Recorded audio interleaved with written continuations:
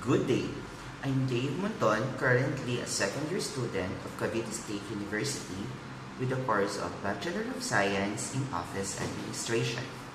Today, I am going to discuss the differences or comparison of our Philippine Constitution way back from the year 1973 and 1987, which is until now we are still using. Under my report are the section 5, 6, 7, 8, 9, 10, 11, and 12 of Article 7 of the 1987 Philippine Constitution, which is the Executive Department, and or the Article 7 of the 1973 Philippines Constitution, which is the President and the Vice President. Let us start.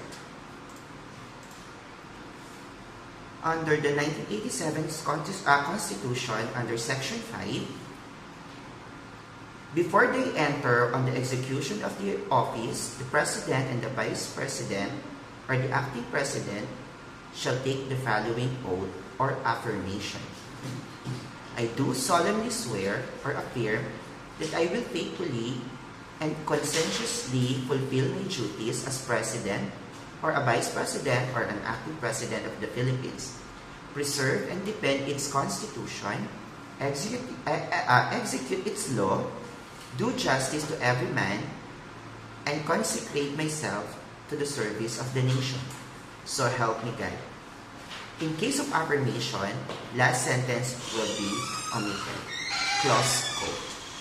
While in 1973 Constitution, under section number 5, in case of permanent disability, death, removal from the office, or resignation of the President, the Speaker of the National Assembly shall act as President until a successor has been elected for an expired portion of the term of the President.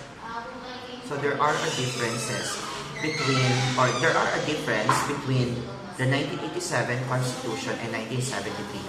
While on the Section 5, under Article 7 of 1987 Constitution, it will discuss the entering of the President and affirmation or the oath. While in Section 5 rather, of the 1973 Constitution, they are discussing about the removal of disability of the President. Under the Section 6 of 1987 Constitution, the President shall have an official residence. The salaries of the President and the Vice President shall be determined by law and shall not be decreased during their tenure.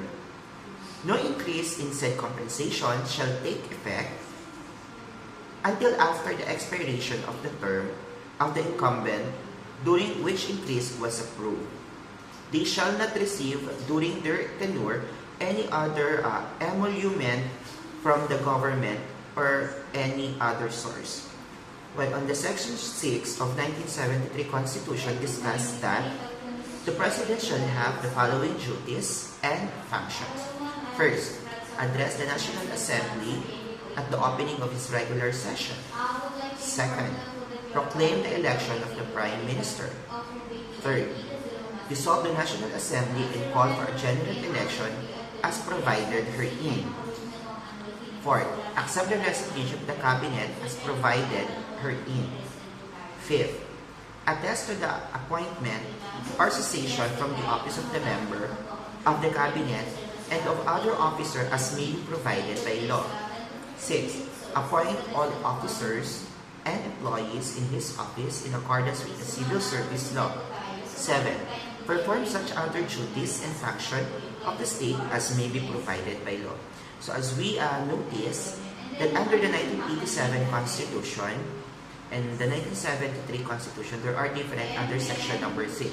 The 1987 Constitution discuss the salary or the benefit of the President, while the Section 6 of 1973 discuss the duties and responsibilities of the President.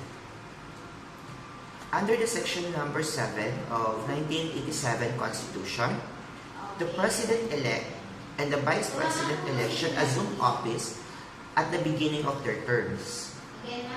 If the president-elect fails to qualify, the vice president-elect shall act the president until the president-elect shall have qualified.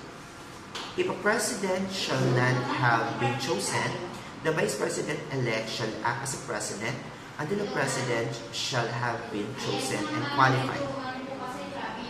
If at the beginning of the term of the president-elect shall have died or have become permanently disabled, the vice president shall become a president.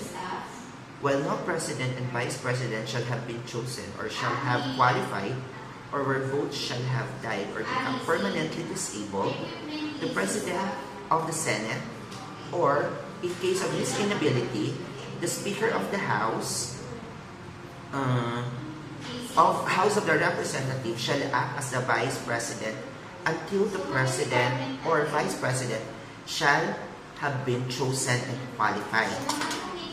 And then, the Congress shall provide for the manner of which one who is act as a president shall be selected until the president or the vice president shall have qualified in case of death, permanent disability, or inability of the officials mentioned in the next preceding paragraph.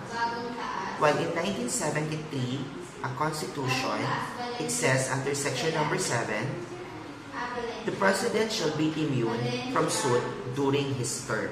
So, under the 1987 constitution, it discusses about how to change the president or how to look for another president or vice president in case that the president-elect or the vice president-elect died or unable to perform his or her duty. When under the section number 7 of 1973 Constitution, it will discuss that the president is immune from any suit during his term. So we cannot file any case or we cannot file any suit to the president under the 1973 Constitution under section number 7. Then, in 1973 Constitution, the Article 7 and to the section number 7.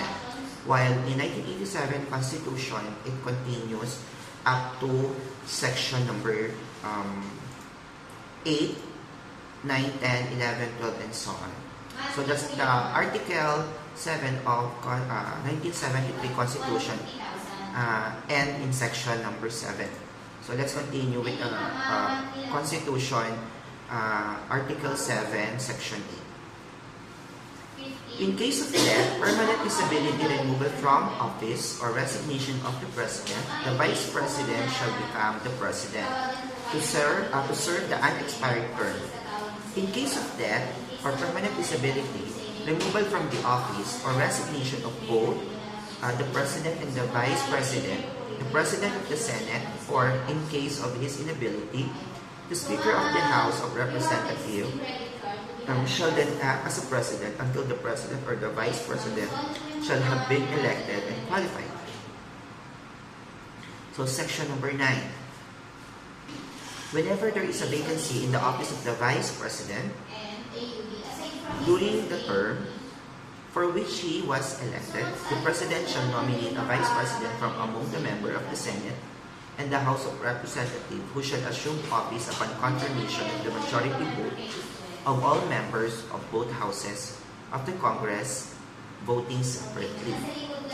Under section number 10, the Congress shall at 10 o'clock in the morning of the third day after the vacancy of the offices of the President and the Vice President occurs, convene in accordance with its rule without need of a call, and within 7 days enact a law calling for a special election to elect the President and Vice President, to be held not earlier than 45 days, not later than 60 days from the time of such call.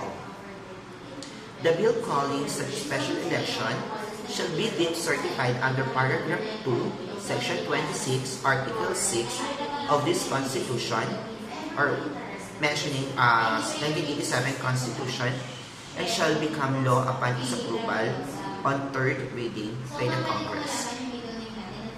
Section number 11. Whenever the President transmits to the President of the Senate and the Speaker of the House of Representatives his written declaration that he is unable to discharge the power and duties of his office, and until he transmit to them a written declaration to the contrary, such power and duty shall be discharged by the Vice President as acting President.